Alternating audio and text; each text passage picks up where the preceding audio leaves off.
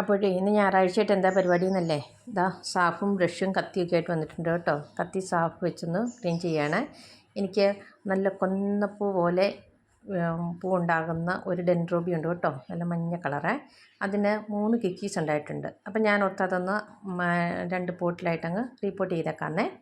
അപ്പോൾ അങ്ങനെ ഞാനത് മുറിച്ചെടുത്തു. അപ്പോൾ അതിൻ്റെ ഭാഗത്ത് ഞാൻ ആദ്യം സാഫ് പുരട്ടി കേട്ടോ. അത് വലിഞ്ഞതിന് ശേഷം ഇച്ചിരി മെഴുകുതിരിയും കൂടി ഉരുക്കി ഒഴിച്ചേ, കാരണം വെള്ളം ഒരു കാരണവശാലും ഇറങ്ങരുതല്ലോ എന്ന് വിചാരിച്ച്.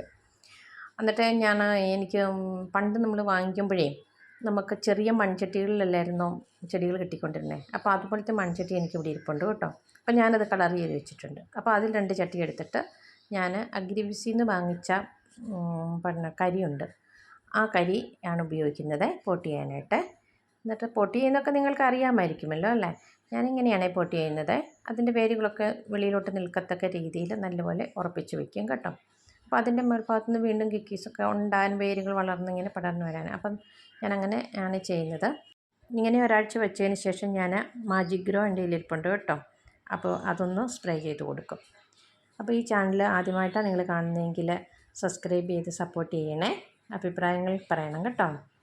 ഓക്കെ, അപ്പം ഞാൻ ഈ ബിരിയാണി ബോക്സൊന്നും കളയത്തില്ല കേട്ടോ. കാരണം നമ്മൾ വെക്കുന്ന ചില സ്ഥലങ്ങളിൽ വെള്ളം വീണ അഴുക്കാകത്തില്ലേ, അതിന് പേര് ഞാൻ ഈ ബിരിയാണി ബോക്സ് വെച്ചിട്ട് അതിൻ്റെ അകത്ത് ചട്ടി വെച്ചിട്ട് വെക്കും കേട്ടോ. ഓക്കെ, നന്ദി.